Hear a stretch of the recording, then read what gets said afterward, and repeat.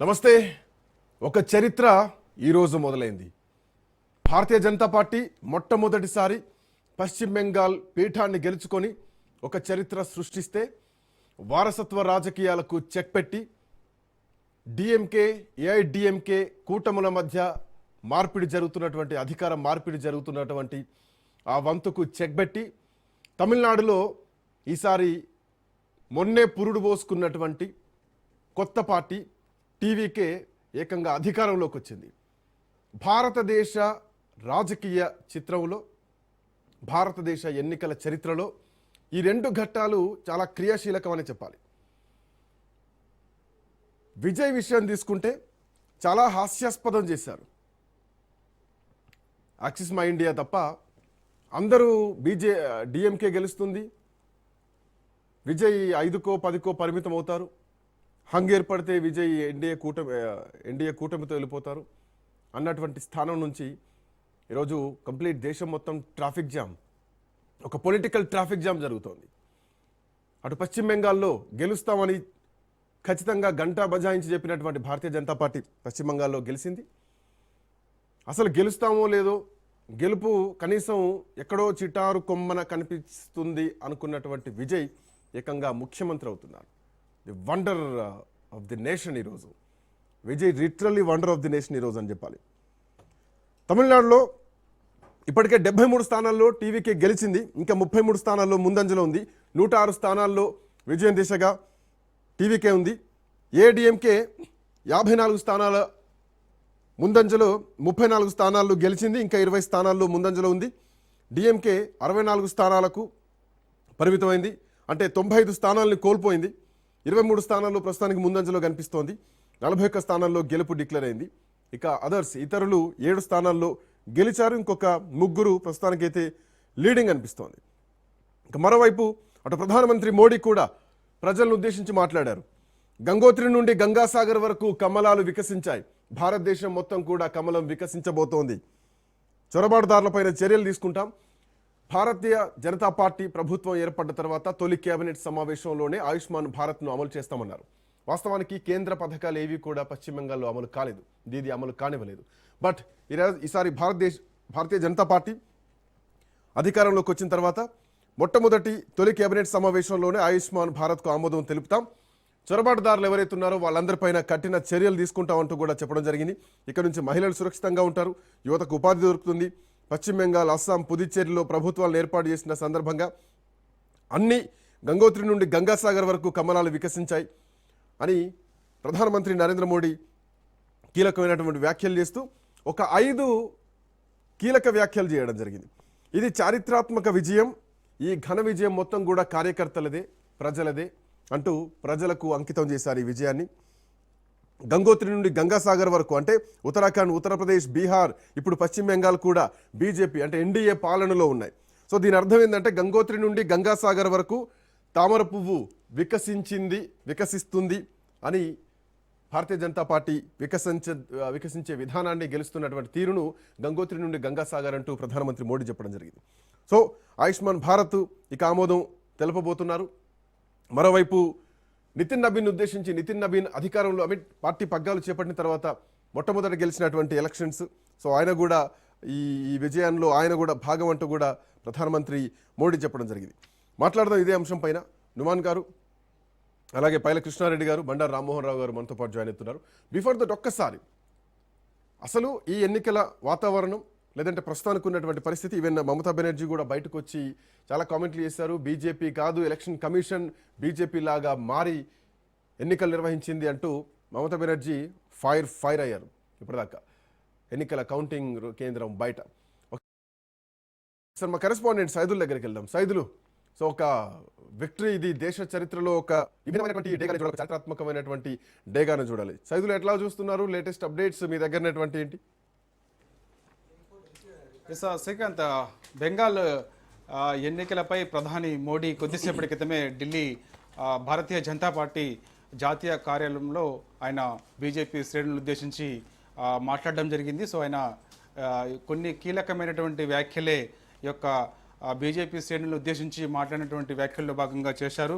Congress party క్రమక్రమంగా ప్రజల విశ్వాసాన్ని కోల్పోతుంది దేశంలో అని చెప్పేసి కూడా ఆయన కాంగ్రెస్ పార్టీ పైన ఆరోపణలు చేశారు.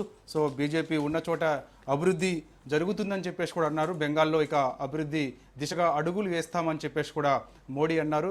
పశ్చిమ బెంగాల్లో మహిళలకు రక్షణ కరువైంది. ఎందుకంటే ఆనాడు లెఫ్ట్ పార్టీలు అధికారంలో ఉన్నప్పుడు మహిళలకు రక్షణ కరువైంది. సో ఇప్పుడు తృణమూల్ కాంగ్రెస్ అధికారంలో ఉన్నప్పుడు మహిళలకి రక్షణ కరువైంది. సో ఇప్పుడు బీజేపీ అధికారంలోకి వచ్చింది కాబట్టి మహిళలకు రక్షణ ఉంటుందని చెప్పేసి కూడా మోడీ అన్నారు. సో ఇక బెంగాల్లో అదేవిధంగా పుదుచ్చేరిలో కూడా మా యొక్క అభివృద్ధి ఏ విధంగా ఉందో గతంలో, సో ఇప్పుడు కూడా అలానే ఆ రెండు రాష్ట్రాల్లో కూడా అభివృద్ధి కొనసాగుతుందని చెప్పేసి కూడా అన్నారు. అస్సాంలో ఇప్పటికే అభివృద్ధి దిశగా అడుగులు వేస్తున్నాం, అందుకే మూడోసారి అస్సాంలో బీజేపీని గెలిపించారు అస్సాం ప్రజలను కూడా ఆయన ఈ సందర్భంగా మాట్లాడడం జరిగింది. సో ఇక అడవుల్లో నక్సలిజం అంతమైపోయింది, ఇక కాంగ్రెస్ పార్టీ అర్బన్ నక్సలిజమే ఉన్నది దేశంలో అని చెప్పేసి కూడా కాంగ్రెస్ పార్టీ పైన కొన్ని ఘాటైన వ్యాఖ్యలే మోడీ చేయడం జరిగింది. అడవుల్లో నక్సలిజం అంతం చేశాము, కానీ ఇక దేశంలో అక్కడక్కడ కాంగ్రెస్ పార్టీ అర్బన్ నక్సలిజం మాత్రం మిగిలి ఉందని చెప్పేసి కూడా కాంగ్రెస్ పార్టీ పైన కొన్ని ఘాటైన వ్యాఖ్యలే ప్రధాని మోడీ చేయడం జరిగింది. ఇక నితిన్ నబీన్ ఆయన జాతీయ అధ్యక్షుడిగా ఆయన ప్రమాణ స్వీకారం చేసిన తర్వాత సో మొదటిసారిగా వెస్ట్ బెంగాల్లో మేము విజయం సాధించామని చెప్పేసి కూడా నితిన్ నబీన్ని ప్రధాని మోడీ ఆయన అభినందించారు, శాలువతో సత్కరించారు. సో ఒకసారి చూద్దాం ఈ యొక్క వెస్ట్ బెంగాల్ ఎన్నికలపైన కొద్దిసేపటి క్రితమే శ్రీకాంత్ మమతా బెనర్జీ వెస్ట్ బెంగాల్ ముఖ్యమంత్రి మమతా బెనర్జీ ఆమె స్పందించారు. సో బీజేపీ విజయం అప్రజాస్వామికం అనైతికం అని చెప్పేసి కూడా ఆమె అన్నారు. సో వీసీ పైన ఆమె కొన్ని ఘాటైన వ్యాఖ్యలు చేశారు. సో వీసీ యొక్క ఎన్నికల్లో బీజేపీకి గెలుపుకు ఆమె ఈసీ చాలా వరకు సహకారం చేసిందని చెప్పేసి కూడా ఈసీ పైన కూడా మమతా బెనర్జీ కొన్ని ఘాటైన వ్యాఖ్యలు చేశారు. సో ఓవరాల్గా చూసుకుందాం శ్రీకాంత్, ఒకసారి చూస్తే తమిళనాడు చూస్తే మొత్తం 234 స్థానాలకు మ్యాజిక్ ఫిగర్ దాదాపుగా చూస్తే టీవీకే అంటే మనకి 118 స్థానాలు మ్యాజిక్ ఫిగర్ తమిళనాడు రాష్ట్రంలో. సో యాక్చువల్గా టీవీకే 106 స్థానాల్లో స్పష్టమైనటువంటి లీడ్ కనబరిచింది. 106 స్థానాల్లో టీవీకే అభ్యర్థులు ఘన విజయం సాధించారు. టీవీకే రాష్ట్ర అధ్యక్షుడి విజయ్ 2 చోట్ల విజయం సాధించారు. తిరుచి ఈస్ట్లో ఆయన విజయం సాధించారు. అదేవిధంగా పెరుంబూర్ నియోజకవర్గంలో కూడా భారీ మెజారిటీతో విజయం సాధించారు. అయితే పెరుంబూర్ నియోజకవర్గం నుంచి ఆర్ఓ దగ్గర నుంచి ఆయన ధృవీకరణ పత్రం ఆ యొక్క విజయం సాధించిన తర్వాత అధికారికంగా ధృవీకరణ పత్రం ఆర్ఓ దగ్గర నుంచి తీసుకున్నారు. కాబట్టి తిరుచి నుంచి కూడా విజయ్ గెలిచారు కాబట్టి తిరుచి ఈస్ట్ నాకు తెలిసి అంటే మనకి తెలిసి సో ఖచ్చితంగా ఆయన అక్కడ రాజీనామా చేసే అవకాశం అయితే కనిపిస్తుంది.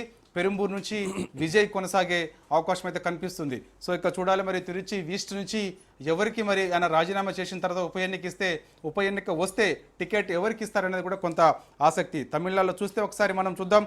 టీవీకే 106 స్థానాల్లో విజయం సాధించింది. డిఎంకే ప్రస్తుతం అధికారంలో ఉంది.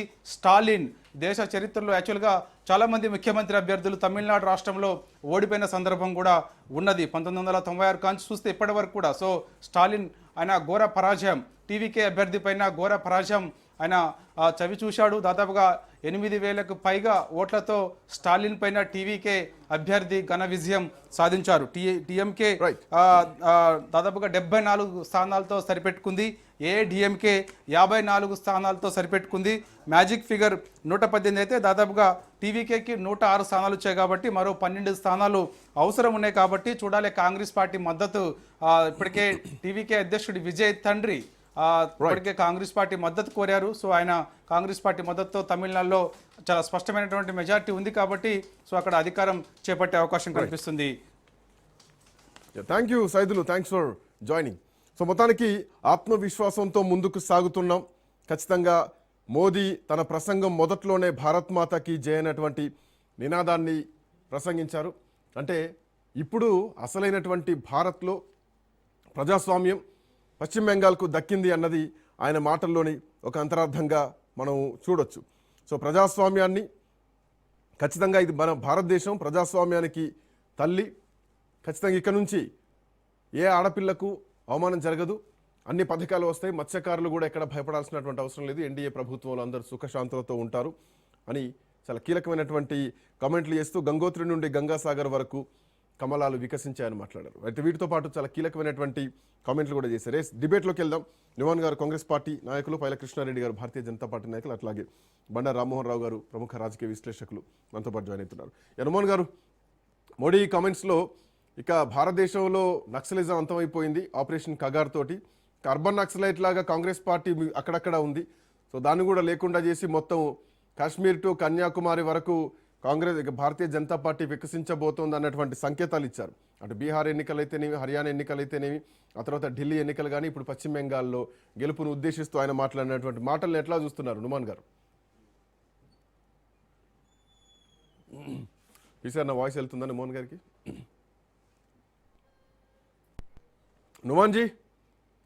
నుమాన్ గారు వినిపిస్తుందా? రామ్మోహన్ రావు గారు వినిపిస్తుందా?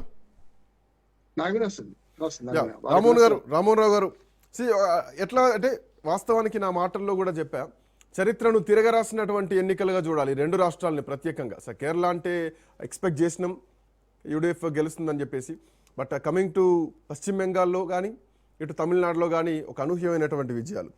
సో ఎట్లా చూడొచ్చు? అంటే ఈ విజయాలు ఏం లెసన్స్ నేర్పిస్తున్నాయి అనుకోవాలి? ఖచ్చితంగా శ్రీకాంత్ గారు, మీకు అట్లాగే మిత్రుడు ఇమాన్ గారికి అట్లాగే వైల్ కృష్ణారెడ్డి గారికి నమస్కారం, అభినందనలు కూడా వాళ్ళిద్దరికి కూడా. ఎందుకంటే పశ్చిమ బెంగాల్ రాష్ట్రంలో 50 ఏళ్ల శ్రమ తర్వాత, జనసంఘ ఏర్పడిన తర్వాత మరి 50 ఏళ్ల శ్రమ తర్వాత అధికారంలోకి వచ్చారు కృష్ణారెడ్డి గారికి. అట్లాగే కొత్తగా రాష్ట్రం, 3 రాష్ట్రాల బదులు ఇంకో రాష్ట్రంలో కేరళలో అధికారంలోకి వస్తున్న కాంగ్రెస్ పార్టీ ప్రతినిధి హనుమాన్ గారికి, ఇద్దరికి శుభాకాంక్షలు. కొంచెం ఇష్టం కొంచెం కష్టంలాగా ఇద్దరికి. ఇందాక అంటే మీరు అన్న మాటలకు 50 ఏళ్ళు అన్నారు, ఇంకొంచెం 30 ఏళ్ళు వెనక్కి తీసుకెళ్దాం. Rammohan Rao garu, how are you? బాగున్నాం సార్. ఇప్పుడు దాకా మీరు వినలేదని నేను. నుమాన్ గారు, ఐ థింక్ మీకు నెట్వర్క్ ఏదో ఇష్యూ వచ్చినట్టుంది. ఫస్ట్ క్వశ్చన్ మిమ్మల్ని అడిగాను, మీరు ఐ థింక్ నా వాయిస్ మీకు రానట్టుంది. I'm sorry, I was on mute. బాగా సీరియస్ గా వర్క్ చేసుకుంటారు కింద. నుమాన్ గారు, మీకు అట్లాగే కృష్ణారెడ్డి గారికి ఇద్దరికి అభినందనలు తెలియజేస్తున్నాను. ఎందుకంటే చెరొక రాష్ట్రం కొత్తగా గెలుచుకున్నారు. ఎట్లాగో అస్సాంలో పుదుచ్చేరి బీజేపీకే ఉన్నాయి కనుక ఇది చారిత్రాత్మక ప్రజాస్వామ్య విజయం అంటున్నాను నేను. పార్టీలు గెలుపోవడం పక్కన పెడతాం, భారతదేశం అతి పెద్ద ప్రజాస్వామ్యం. సార్ ఒక మాట, హిందూ రాజకీయాల పునరాగమనం అని మనం పశ్చిమ బెంగాల్లో ఈ పదం వాడొచ్చా? కాదు, నేను దాన్ని ఒప్పుకోను. ఎందుకంటే హిందూ రాజకీయాల, ముస్లిం రాజకీయాలు కావు, రాజకీయాలే, పార్టీలు. ఇది ఒక రకంగా చెప్పాలంటే మళ్ళీ ఇంకొక రకంగా మనం అంటగట్టే ప్రయత్నం అంటున్నాను. మీరు అన్నదానికి మాట కాదు కానీ. అంటే నేను ఎందుకు ఈ మాట అనాల్సి వచ్చిందంటే సార్, మీరు 50 ఏళ్ళ వెనక్కి వెళ్ళారు, ఒక 83 ఏళ్ళ వెనక్కి వెళ్తే గనక బెంగాల్లో హిందూ రాజకీయాలు జరిగేది. 1941లో కృషక్ ప్రజా పార్టీతో పాటు హిందూ మహాసభల టైంలో ప్రగతిశీల కూటమి అప్పుడు బెంగాల్లో ప్రభుత్వాన్ని ఏర్పాటు చేసింది బిఫోర్ ఇండిపెండెన్స్ 1943 to 1943. కొంచెం ముందుకు వెళ్తాను, 80 కూడా ఇంకా కొంచెం 100 ఏళ్ళకి 150-200 సంవత్సరాల కిందకి వెళ్తాం. హిందూ మతంలో ఉన్న అనేక దురాచారాలను దునుమాడింది పశ్చిమ బెంగాల్ కదా. ఈశ్వరచంద్ర విద్యాసాగర్, ఒక రవీంద్రనాథ్ ఠాగూర్, ఒక చిత్తరంజన్ దాస్, ఒక సుభాష్ చంద్ర బోస్, అసలు నిజంగా చెప్పాలని రాజా రామ్మోహన్ రాయ్, మీరు సంఘ సంస్కర్తలు అందరూ అక్కడి నుంచి వచ్చారు. మళ్ళీ మనకు తెలుగు రాష్ట్రాల్లో మనకు వీరచలింగం పంతులు, మనకు ఇట్లా చూసుకుంటాం. అందుకని ఏమంటానంటే హిందూ రాజకీయాలు అనకుండా సామాజిక చైతన్యం గల రాష్ట్రంగా పశ్చిమ బెంగాల్ ఒప్పుకోవచ్చు. కానీ దుర్మార్గం ఏంటంటే స్వాతంత్రం వచ్చినాక తక్కువ సార్లు అస్సలు మారకుండా ఏళ్ల తరబడి ఒకే పార్టీకి ఓటేసిన దుర్మార్గం కూడా పశ్చిమ బెంగాల్ కనపడుతుంది. అంటే మార్పు అంగీకరించిన రాష్ట్రంగా మిగిలిపోయిందంట. మార్పు అంగీకరిస్తే మార్పును దశాబ్దాల తర్వాత ఇప్పుడైతే కొంచెం వేగవంతమైంది అంటున్నారు. గతంలో 25 ఏళ్ళు కాంగ్రెస్ పార్టీని చూశారు వాళ్ళు, 25 ఏళ్ళ దాకా ఏమీ మారలేదు. ఆ తర్వాత 35 ఏళ్ళు కమ్యూనిస్ట్ పార్టీని చూశారు, అప్పుడు ఏం మారలేదు. తృణమూల్ కాంగ్రెస్ ఒక రకంగా కాంగ్రెస్ పార్టీ అంటున్నాను నేను. తృణమూల్ కాంగ్రెస్ పిల్ల కాంగ్రెస్, అసలు కాంగ్రెస్ లేకుండా అయింది. ఇప్పుడు మన వైసీపీ ఎట్లా కాంగ్రెస్ ఎట్లా అదే, ఇప్పుడు కాంగ్రెస్ పాలనే అంటున్నాను. అయితే తృణమూల్ కాంగ్రెస్ సోనియాను ఇతరులను ధిక్కరించిన ఇండి కూటమిలో ఉంది కదా. కనుక ఈ మూడు పార్టీలు వేరువేరుగా చూసినా, లేకుంటే కాంగ్రెస్ కమ్యూనిస్ట్ పార్టీలు చూసినా, ఈ 3 సార్లు కూడా ప్రజలు చాలా ఓపికగా ఎదురు చూశారు. మారకుండా ఒకే పార్టీకి ఓటేసుకుంటూ వచ్చారు. ఈయన 3 సార్లు, అప్పుడు 5 సార్లు, 7 సార్లు ఇట్లా వేసుకుంటూ వచ్చారు. చివరికి ఈసారి ఇంకొక ఆశ పెట్టుకుని బీజేపీని గెలిపించారు. తిలా పాపం తలా పెట్టారు. ఈ 3 పార్టీలు గతంలో పాలించిన పార్టీలు అన్ని కూడా బెంగాల్ అభివృద్ధి పత్రాలను నడిపించే బదులు వెనక్కి నెట్టినాయి అంటున్నారు. వెనక్కి నెట్టినాయి ఈ మాట అంటారు. ఇప్పటికీ అట్లాగే ఉంటుంది బెంగాల్. ఎంతమంది ముఖ్యమంత్రులు మారినా బెంగాల్ ఈజ్ లైక్ బెంగాల్ అంతే.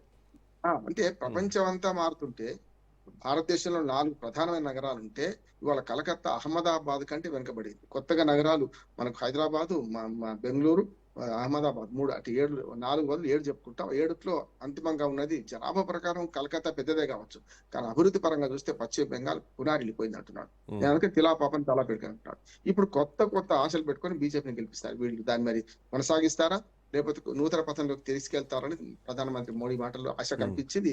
అది ఎట్లా చేస్తారో చూద్దాం. ముందుంది ముసళ్ళ పండుగ ఇద్దరికి అంటున్నారు. ఇక్కడ జరిగింది ఏంటంటే ప్రజాస్వామ్య విజయంగా ఎందుకంటున్నానంటే 3 రాష్ట్రాల్లో అధికార మార్పిడి జరుగుతున్నది. అది మనకు కేరళ కావచ్చు, తమిళనాడు కావచ్చు, పశ్చిమ బెంగాల్ కావచ్చు. మిగతా 2 రాష్ట్రాల్లో కొనసాగుతుంది. హ్యాట్రిక్ కొట్టిన శర్మ గారు మన అస్సాంలో కానీ, ఇటుపక్క మనకు ఎన్డీఏ కూటమి పుదుచ్చేరిలో అధికారంలో పెట్టించుకుంటారు. ఈ 3 రాష్ట్రాల విషయానికి వస్తే దేనికి అదే ప్రత్యేకం అంటున్నాను. నేను ఎప్పుడు చెప్తాను శ్రీకాంత్ గారు, ఏ ఎన్నిక ఆ ఎన్నిక ప్రత్యేకం, ఒక ఎన్నిక ఇంకో ఎన్నికను పోలి ఉండదు. ప్రజాస్వామ్య విజయంగా ఎందుకు మాట్లాడుతున్నానంటే అంతటా ప్రభుత్వ వ్యతిరేక ఓట్లు స్పష్టంగా ఈ 3 రాష్ట్రాల్లో కనపడ్డాయి. అది అవతల పక్షం ఎవరు నిజంగానే మనకు వాళ్ళు ఆదుకుంటారనుకుని అటువైపు ఓట్లేశారు. సార్, చరిత్రను ముందు పెడుతూ కూడా ఎన్నికల ప్రచారం జరిగింది అనుకోవాలా? ఎందుకంటే ప్రధానమంత్రి మోడీ మాటలు కానీ, అమిత్ షా మాటలు కానీ చాలా అంటే ఒక పక్కా వర్డ్స్ వాడారు. అంగ, బంగ, కళింగ అన్నటువంటి పదాలు వాడారు. అంటే బీహార్, ప్రస్తుత బెంగాల్ తో పాటు ప్రస్తుతం ఉన్నటువంటి ఒడిశా ఒకప్పుడు భారతదేశం సుసంపన్నంగా ఉన్నప్పుడు వాస్తవానికి 3 పిల్లర్ లాగా ఉండే. సో మళ్ళీ ఆ కాలపు చరిత్రను తీసుకురావడానికి ఈ పదాలు వాడారనుకోవచ్చా? అవును కదా. అంగరాజ్యాన్ని గతంలో కురుక్షేత్ర మహాసంగ్రహం కన్నా ముందు మనకు దుర్యోధనుడు కర్ణునికి ఇస్తారు, అంటే బీహార్. అట్లాగే బంగా అంటే మనకు ఉమ్మడి బంగ్లాదేశం కలుపుకొని బంగ్లాదేశం. అట్లా కళింగ అశోకుని సామ్రాజ్యం. అందుకని ఇంకొక మాట కూడా అన్నారు, ఇక్కడికి యమునోత్రి నుంచి గంగోత్రి నుంచి మొదలుకొని గంగాసాగర్ వరకు ఇవాళ 4 రాష్ట్రాలు, ఉత్తరాఖండ్, ఉత్తరప్రదేశ్, అట్లాగే బీహార్, తర్వాత బంగ్లాదేశం, ఈ 4 దాకా పోయినామని అన్నారు. నేనేమంటా అంటే ఇది తాత్కాలిక విజయం కాదు, చాలా శాశ్వతమైన నలంద విశ్వవిద్యాలయాలు కానీ, విక్రమశిల విశ్వవిద్యాలయాలు కానీ, తక్షశిల, నరేంద్ర అన్నిటి గురించి ప్రస్తావించారు. ఏమంటా అంటే ఇప్పుడు ముందుంది ముసలి పండుగ ఎందుకంటున్నారంటే బంగ్లాదేశ్ ను బాగు చేయడంలో చాలా శ్రమ పడాల్సి ఉంటది. ఇప్పుడు ఏదైతే బీజేపీ ఒకటి కేంద్ర ప్రభుత్వ పథకాలను ఏది కూడా ఆమె రానియలేదు. ఒక రకంగా చెప్పాలంటే కాంగ్రెస్ కు గుది పండగ తయారైంది. కాంగ్రెస్ కు ఒక రకంగా చెప్పాలంటే కాంగ్రెస్ రానివ్వకుండా నిజంగా కాంగ్రెస్ కు ఒక రకంగా లోపల సంతోషపడుతున్నారు అంటున్నాను. అయితే ఎందుకంటే ఒక రాహుల్ గాంధీ నాయకత్వాన్ని సవాల్ చేసింది ఆమె ఒకరు, అలాగే ఆమ్ ఆద్మీ పార్టీ కేజ్రీవాల్ ఒకరు. ఇద్దరు కూడా ఇండి కూటమిలో ఒక రకంగా చెప్పాలంటే ఈ రాహుల్ గాంధీ నాయకత్వాన్ని సవాల్ చేస్తూ వీళ్ళకి కూడా కొరకరానికి మారిండు. కాకపోతే కాంగ్రెస్ కు నష్టం ఏంటంటే శత్రువు గెలిచింది కదా, బీజేపీ శత్రువు కదా. కనీసం మన మమతా బెనర్జీ గెలిచి ఉంటే నష్టం లేకుండా, లాభం లేకుండా నష్టం ఉండకపోయేది అని అనుకుంటున్నారు. కానీ ఈ రెండిట్లో చూస్తే బంగ్లాదేశ్, మన పశ్చిమ బెంగాల్ విజయం ఏదైతుందో ఇది అప్రతిహతమైంది అన్నారు. నేను కూడా చాలా సార్లు మన అందరం కూడా ఇంక్లూడింగ్ కృష్ణారెడ్డి గారితో సహా మనం అందరం అనుకుంది ఏంటంటే 77 144 అయినా ఇంకో 4 సీట్లు తక్కువ ఉంటాయి కదా అని. ఇవాళ 2/3 మెజార్టీకి దగ్గరగా ఆల్మోస్ట్ దాటి 2/3 మెజార్టీ దాటిపోయిండ్రు. పశ్చిమ బెంగాల్ ఎన్నికలు, తమిళనాడులో కొత్త తరాన్ని ఆహ్వానించారు. పాత తరం 2 పార్టీల మధ్య మీరే పోటీ పడి దొంగలు ఊళ్ళు పంచుకున్నట్టు కాదు, మధ్యాహ్నం ఒకరు వస్తారని చెప్పి తమిళనాడు చాలా పెద్ద లెసన్ ఇచ్చింది. తమిళనాడు దేశానికే పెద్ద లెసన్ ఇచ్చింది. సుస్థిర ప్రభుత్వానికి ఒక్కొక్క మాట చెప్పిస్తాను, సుస్థిర ప్రభుత్వానికి పెద్దపీట వేశారు. మీరు చూడండి 5 రాష్ట్రాల్లో ఆఖరికి పుదుచ్చేరి ఎంత 30 సీట్లు, 17 సీట్లు ఇట్టున్నాయి, 13 సీట్లు అట్టున్నాయి. కానీ ఏం చేసినా అక్కడ కూడా సుస్థిర ప్రభుత్వం అన్నట్టు మొత్తం అంతటా కూడా. అస్సాంలో అయితే 6/5 వంతులు. అట్లాగే మనకు యూడిఎఫ్ కూడా అత్యంత మెజార్టీతో గెలిచింది. చూస్తుంటే మీకు ఎక్కడి 140లో, ఎక్కడి 30, ఎక్కడి 102 అంటే పూర్తి స్థాయిలో మెజార్టీ ఇచ్చారు. శశబిషి లేకుండా ప్రజలు తీర్పిచ్చారు. ప్రజాస్వామ్యంలో ఎన్ని లోపాలున్నా అంతిమంగా ప్రజాస్వామ్యమే శ్రీరామ రక్ష అని ప్రజలు నిరూపించారు. నిజంగా చెప్పి అందరు ఓటర్లకు మన కృతజ్ఞతలు తెలియజేయాలి. డబ్బును మద్యం పంచినా కూడా మిగతా అన్ని కూడా సక్రమంగా జరిగినట్టు లెక్క. అధికార మార్పిడి ఒకటే మాట చెప్పి ముగిస్తాను, అధికార మార్పిడి ఖచ్చితంగా మన దేశంలో జరిగినంత ఈజీగా ఎక్కడ జరగదు. అందుకని మన దేశంలో 3 వ్యవస్థలు బాగా పనిచేస్తాయి. ఒకటి ఇమ్యునైజేషన్, టీకాల కార్యక్రమం బ్రహ్మాండంగా 140 కోట్ల మంది జనాభా. రెండోది సెన్సస్ జరుగుతున్నారు, సెన్సస్. మూడోది నేను చెప్పాను కదా, ఏదైతే డబ్బు మద్యం ప్రమేయం పక్కన పెడితే ఎన్నికల్లో అధికార మార్పిడి చాలా సదావు జరుగుతుంది. అమెరికా లాంటి పెద్ద దేశంలో అల్గోరే జార్జ్ బుష్, మన సీనియర్ బుష్ గెలిచిండా లేదా అని చెప్పడానికి అల్గోరే ఒప్పుకుంటే తప్ప అక్కడ ప్రకటించలేదు. మన దగ్గర అట్లాగా చూడండి ఎంత ప్రశాంతంగా అధికార మార్పిడి జరుగుతుందో చూడండి. అందుకని ప్రజాస్వామ్యంలో ఉన్న ఫ్లేవర్ అది. ప్రజలు నాగరికులు ఏదైతే సిటిజన్స్ అంత వేగంగా స్పందించారు, అంత తీవ్రంగా స్పందించారు. అందరికీ ఒకసారి ప్రజాస్వామ్య ప్రియులందరికీ కూడా పండుగ చేసుకునే రోజని నేను రాజకీయ ముఖ చిత్రంలో పొలిటికల్ హిస్టరీలో పశ్చిమ బెంగాల్లో భారతీయ జనతా పార్టీ గెలవడం ఇదొక చరిత్ర సృష్టించిందని చెప్పాలి. అటు తమిళనాడులో చాలా ఈక్వేషన్స్ మారిపోయాయి. సీఎంలంతా ఓడిపోయారు. పళనిస్వామి ఓడిపోయారు, I mean to say party తరపున ఏడీఎంకే నుంచి ఏడీఎంకే ఓడిపోయింది. పన్నీర్ సెల్వం ప్రయత్నం చేసినా విఫలమైంది. స్టాలిన్ ఏకంగా ఓడిపోయారు. టీవీకి అభ్యర్థి చేతిలో, మొట్టమొదటిసారి పోటీ చేస్తున్నటువంటి టీవీకి అభ్యర్థి చేతిలో ఒక రాష్ట్ర ముఖ్యమంత్రి ఓడిపోయారంటే ఏ స్థాయిలో ప్రజలు నిర్ణయం తీసుకున్నారు అర్థం చేసుకోవాల్సినటువంటి అవసరం ఉంది. నుమాన్ గారు, నుమాన్ గారు మోడీ యొక్క కామెంట్ చేశారు. కాంగ్రెస్ ముక్త భారత్ చేస్తామని గతంలో అన్నారు. ఇప్పుడు అక్కడక్కడ అర్బన్ నక్సలైట్ లాగా కాంగ్రెస్ పార్టీ ఉన్నారు. సో నక్సలైజం అంతమైపోయింది, ఇక అంతం కావాల్సింది అర్బన్ నక్సలైట్ లాగా ఉన్నటువంటి కాంగ్రెస్ పార్టీ అని చెప్పేసి. సో ఆయనతో ఒక కేరళని ఉద్దేశించి తెలంగాణను, అటు కర్ణాటకను, హిమాచల్ ప్రదేశ్ను ఉద్దేశించి అక్కడక్కడ అన్న పదాలు వాడినట్టు కనిపిస్తోంది. సో గంగా టు గంగోత్రి భారతీయ జనతా పార్టీకి ఇంజన్ ఫోర్త్ గేర్ కూడా వేసినట్టు కనిపిస్తోంది. చాలా బాధాకరం sir. Very good evening to you as well as Rammohan Rao garu, Krishna Reddy garu. And sorry first of all నేను డిసప్పాయింట్ చేయదలుచుకోలే. Congratulations. Thank you. UDF the win in Kerala right, UDF ఏదైతే 100+ తో మేము బయటపడ్డామో దాని ద్వారా మనకు అర్థమవుతుంది యాంటీ ఇన్కంబెన్సీ చాలా హ్యూజ్ గా ఉండేది. We have done multiple debates on the same topic. కేరళలో నేను ముందు నుంచి చెప్తూ వచ్చాను 100% యూత్ అండ్ విమెన్ మా వైపు ఉన్నారు అని చెప్పేసి ప్రతి ఒక్క గ్యారంటీ మేము ఏదైతే ఇచ్చామో వారి దాకా చేరడానికి ఏదైతే ప్రణాళిక ఉందో ఆ ప్రణాళిక వారి ముందు పెట్టడం జరిగింది. అందువలన we have got a very clear mandate there. West Bengal గురించి నాకు మాత్రం అంటే నుమాన్ గారు మీ గ్యారంటీలు గెలిచినాయని అనుకోవట్లేదు, తెలంగాణ నుంచి చేసిన ప్రచారం గెలిపించిందని అనుకోవట్లేదు.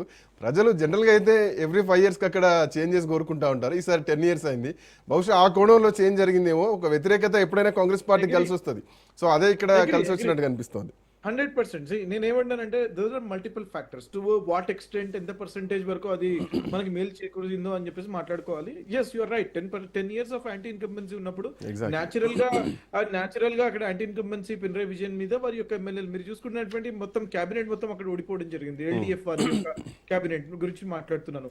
And at the same time ఎవరైతే కొన్ని చోట్ల రీప్లేస్ చేస్తారో వాళ్ళు కొంచెం బయటపడడం జరిగింది. అంటే దీని ద్వారా మనకు అర్థమైపోయింది తీవ్ర వ్యతిరేకత ఉండేది గ్రౌండ్ లో అని చెప్పేసి దాన్ని మేము క్యాచ్ చేసుకున్నాము. ఎట్ ద సేమ్ టైం మేము ఏం చేయబోతున్నామో కూడా ప్రజలకు చెప్పడం జరిగింది. అందువలనే ఆ రకంగా 2/3 ఆఫ్ ద మెజారిటీ మాకు రావడం జరిగింది.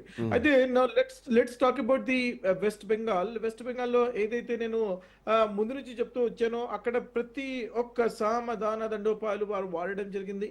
వారు ఎస్ఐఆర్ స్పెషల్ ఇంటెన్సివ్ రివిజన్ తీసుకొచ్చేసి 92 lakh ఓట్స్ డిలీట్ చేయడం జరిగింది. 27 లక్షల మంది ఈ రోజు కూడా వారి యొక్క అప్లికేషన్ సుప్రీంకోర్టులో పెండింగ్ లో ఉంది. వారి యొక్క రైట్ టు ఓట్ అని ఏదైతే ఉందో ఆ యొక్క ఆయుధాన్ని వాడుకోవాల్సినటువంటి రోజు అది మిస్ అయ్యారు వారు. ఈ రోజు కౌంటింగ్ కూడా జరిగింది. ఫెస్టివల్ ఆఫ్ డెమోక్రసీ అని చెప్పేసి, ద డే ఆఫ్ డెమోక్రసీ అని చెప్పేసి మనం సంబరాలు జరుపుకుంటున్నటువంటి సమయంలో వారు కూడా భారతీయులు 27 లక్షల మంది ఈ రోజు కూడా సుప్రీంకోర్టులో పెండింగ్ లో ఉంది. 92 lakh ఓట్స్ ఎవరైతే డిలీట్ చేశారో దాంట్లో 27 lakhs పెండింగ్ లో ఉన్నాయి. అట్ ద సేమ్ టైం మనం 4% ఓట్ షేర్ తో మనం వీరు బయటపడడం జరిగింది.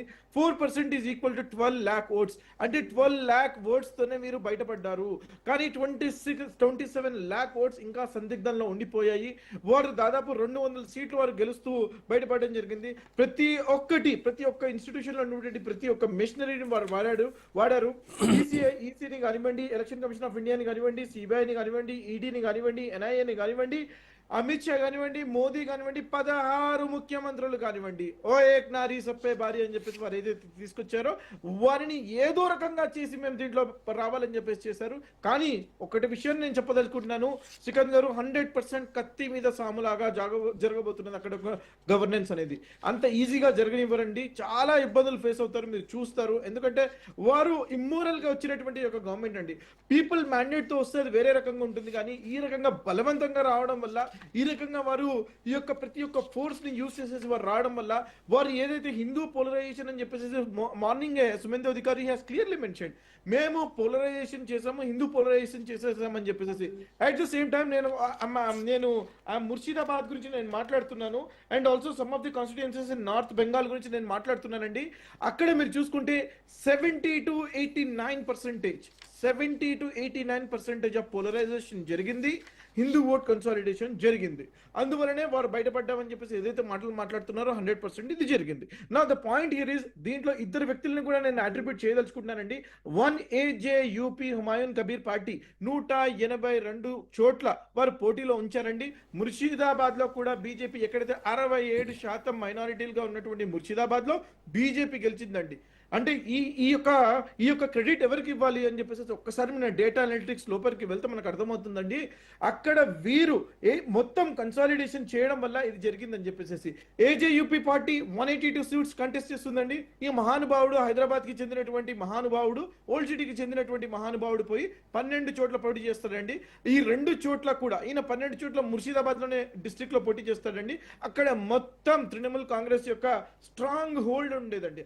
అక్కడ మొత్తం బీజేపీ గెలిచిందండి ఈ రోజు. అంటే నేను ఏమంటున్నానంటే, ఏదైతే వీరు మైనారిటీ ఓట్ ని డివైడ్ చేయడానికి వీరిని కూడా వాడుకున్నారు 100%. అందువల్లనే ఈ రోజు ఈ రకమైన ఫలితాలు వచ్చాయి. నేను కాదనడం లేదండి, 15 years వారు రూలింగ్ చేశారు. 15 years లో మంచి ఉండొచ్చు, చెడు ఉండొచ్చు, యాంటీ ఇన్కంబెన్సీ డెఫినెట్లీ ఉంటుంది, నేను కాదనడం లేదు. కానీ ఎలక్షన్స్ గెలవడానికి ఈ రకంగా ఏదైతే వారు మెకానిజం యూజ్ చేస్తారో అది మంచి పద్ధతి కాదని చెప్పేసి నేను తెలియజేసుకున్నాను. ప్రజాస్వామ్యంలో ఉన్నాం కాబట్టి ప్రతి ఒక్కరికి రైట్ టు ఓట్ అనేది హక్కు ఉంది కాబట్టి ఆ హక్కుని ప్రతి ఒక్కరిని వినియోగించుకోవాలా. ఆ హక్కుని చేయకుండా వారు ఎలక్షన్స్ కండక్ట్ చేస్తుంటే, ఫెయిర్ అండ్ ట్రాన్స్పరెంట్ గా ఎలక్షన్ కండక్ట్ చేస్తుంటే, రిప్రజెంటేషన్ ఆఫ్ పీపుల్ యాక్ట్ కి 1951 కి అనుగుణంగా ఎలక్షన్ కండక్ట్ చేస్తుంటే ప్రతి ఒక్కరూ హర్షించే వాళ్ళమండి. సో ఫెయిర్ అండ్ ఎలక్షన్స్ అంటే మీ దృష్టిలో సర్ ప్రక్షాళన చేసి 91 లక్షల ఓట్లను తొలగించడం జరిగింది. సో ఆ ఓట్లతోటే ఇంతకాలం చొరబాటుదారుల ఓట్లతోటే దీది గెలుస్తూ వచ్చింది. ఇదే అసలైనటువంటి ఎన్నిక, ఇదే ప్రజాస్వామ్యబద్ధంగా జరిగినటువంటి ఎన్నిక అని భారతీయ జనతా పార్టీ చెప్తుంది. సో ఒకవేళ 91 లక్షల ఓట్లు తొలగిస్తే ఎక్కడా ఎవరు రోడ్ల మీదకి వచ్చి మా ఓటు పోయిందని చెప్పేసి పెద్దగా నినాదాలు చేసింది లేదు. కాకపోతే గొడవలు జరిగినాయి. ఒక ఊరికి సంబంధించినటువంటి విషయంలో జరిగినటువంటి గొడవ అది ఎన్నికలకు ముందు జరిగింది తప్ప దేశవ్యాప్తంగా సర్ ప్రక్షాళనతోటి బీజేపీ ఎన్నికల్ని వన్ సైడెడ్ చేస్తుందన్నటువంటి నిరసనలు మాత్రం దేశంలో ఎక్కడ రాలా. దేశంలో కదండి, వారు చాలా ధీటుగా సమాధానం ఇచ్చారండి. వారి యొక్క బూత్ లెవెల్ ఏజెంట్స్ కూడా చాలా గ్రౌండ్ వర్క్ చేశారు కాబట్టి ఈరోజు సుప్రీంకోర్టులో 27 లక్షల మంది యొక్క అప్లికేషన్ పెండింగ్ లో ఉందండి. నేను మీ ద్వారా ఒకటే ప్రశ్న, కృష్ణారెడ్డి గారు బీజేపీ తరపున ఉన్నారు కాబట్టి నేను సూటి ప్రశ్న అడగదలుచుకుంటానండి. కృష్ణారెడ్డి గారు, మీరు సమాధానం స్ట్రైట్ గా చెప్పండి. ఈ రోజు బెంగాల్లో స్పెషల్ ఇంటెన్సివ్ రివిజన్ ఎందుకు చేస్తున్నారని చెప్పేసి మాట తీసుకొచ్చినప్పుడు గూస్పేటి ఇన్ఫిల్ట్రేటర్స్ బయట నుంచి, బంగ్లాదేశ్ నుంచి ఈ రోజు ఇండియాలోకి చొచ్చుకొస్తున్నారు కాబట్టి వాళ్ళని ప్రక్షాళన చేసి వాళ్ళని బయటకు తీయాలని చేశారండి. పక్క రాష్ట్రమైనటువంటి అస్సాంలో ఎందుకు చేయలేదు? దాంట్లో కూడా జియోగ్రఫికల్ కంటిన్యూటీ ఉంది. గుజరాత్ లో చేశారు కదా. ఏంటి సార్? గుజరాత్ లో చేశారు కదా. Why Assam they are not? See, 2 states పక్క రాష్ట్రాలు, geographical continuity with international borders ఉన్నాయి. 2 కూడా బంగ్లాదేశ్ కి ఆనుకొని ఉన్నాయి. ఒక చోట చేశారు, మరొక చోట చేయలేదు. ఎందుకు చేయలేదు అని చెప్పేసి నేను మీ ద్వారా అడగదు. కృష్ణారెడ్డి గారు సమాధానం చెప్పు. నమస్కారం సార్. నమస్తే కృష్ణారెడ్డి గారు. ఎందుకు అస్సాంలో చేయలేదు, ఎందుకు పశ్చిమ బెంగాల్లో చేశారు అని నుమన్ గారు క్వశ్చన్ అడుగుతున్నారు మిమ్మల్ని. సార్, ముందుగా మీకు రాజు న్యూస్ వీక్షకులకు అలాగే ఈ చర్చ వేదికలో పాల్గొంటున్న అందరికీ శుభ సాయంత్రం తెలియజేసుకుంటూ ఈ యొక్క మీ ఛానల్ ద్వారా అందరికీ టీవీకే పార్టీ విజయ్ గారికి అలాగే కాంగ్రెస్ పార్టీ వారికి మా యొక్క పశ్చిమ బెంగాల్ బీజేపీ కార్యకర్తలకు నాయకులు అందరికీ శుభాకాంక్షలు తెలియజేసుకుంటున్నాం సార్. నుమన్ గారు మాట్లాడేది ఎట్లుందంటే, మా గెలిచిన దగ్గరనేమో మా గొప్పతనము, ఓడిన దగ్గరనేమో బీజేపీ అరాచకాలు చేసిందనో, కుట్రలు చేసిందనో, కుట్రతంత్రాలు చేసిందనో, దౌర్జన్యం చేసిందనే విధంగా, అంటే డైరెక్ట్ ఇండైరెక్ట్గా అన్ని అటాక్ చేస్తున్నాడు. అందులో కరెక్ట్ అయిన వంశంలో మాట్లాడాల్సింది.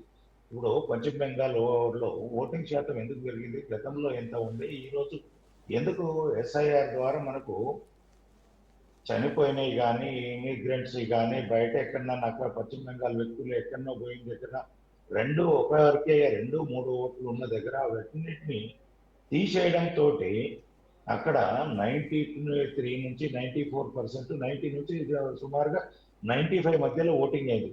దేశ చరిత్రలోనే ఒక రాష్ట్రంలో అసెంబ్లీ ఎన్నికల్లో ఇంత స్థాయి అంటే పర్సంటేజ్ ఆఫ్ ఓటింగ్ జరిగింది ఎక్కడ లేదు.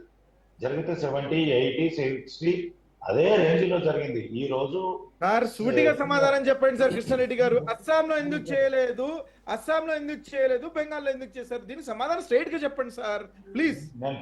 నేను పూర్తి స్థాయిలో చెప్పుకుంటూ వస్తాను సార్. మీరు ఒకటి అడిగారు, పశ్చిమ బెంగాల్ నుండి ఫస్ట్ మాట్లాడారు, లాస్ట్ క్వశ్చన్ అడిగింది అస్సాం గురించి అడిగారు. మరి మీరు పశ్చిమ బెంగాల్ విషయంలో మాట్లాడింది వదిలేసి ఓన్లీ అస్సాం విషయమే మాట్లాడమంటే ఎట్లా అవుతుంది? మీరు 100 ఆరోపణలు చేసి ఒకటే అస్సాం గురించి ఇది చెప్పమంటున్నారు. అది ఎంతవరకు సమంజసం ఉంటుంది? నేను ఇది చెప్పిన తర్వాత దాని దగ్గరకు వస్తా.